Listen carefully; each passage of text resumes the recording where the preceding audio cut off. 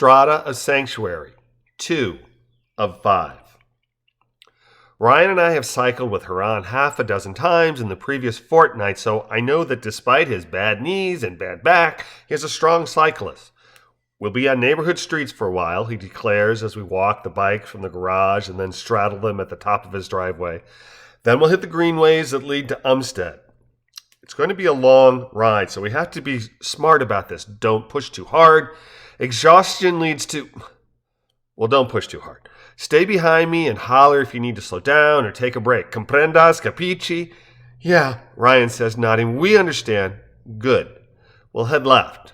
Follow me, Harlan declares, coasting down the driveway and then pedaling with leisurely effort up the short, steep hill that carries us past the now deserted Fiore Primavere retirement home. So far, we've only cycled with Haran on trails, never on the roads.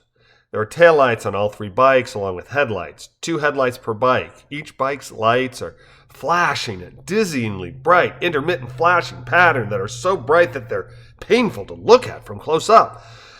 Not a lot of car traffic with the stay-at-home order, but we still have to be careful, Haran says, checking his rearview mirror.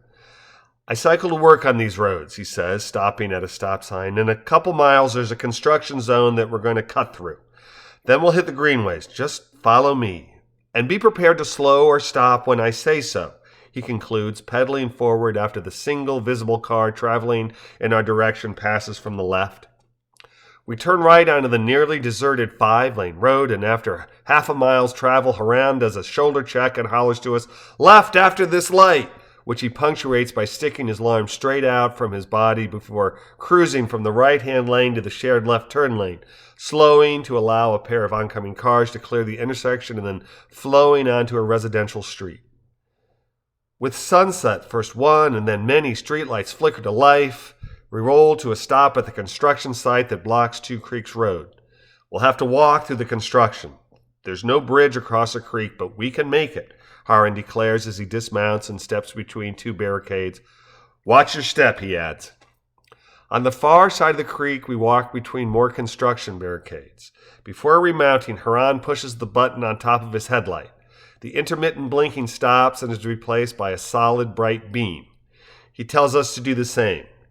Greenway's just ahead, he assures. It'll be dark in there and no street lights. We may need to use both lights, but let's see if we can hold off. I'd hate for our batteries to die before we reach safety. We cycle on, Haran declaring, Greenway is right up there.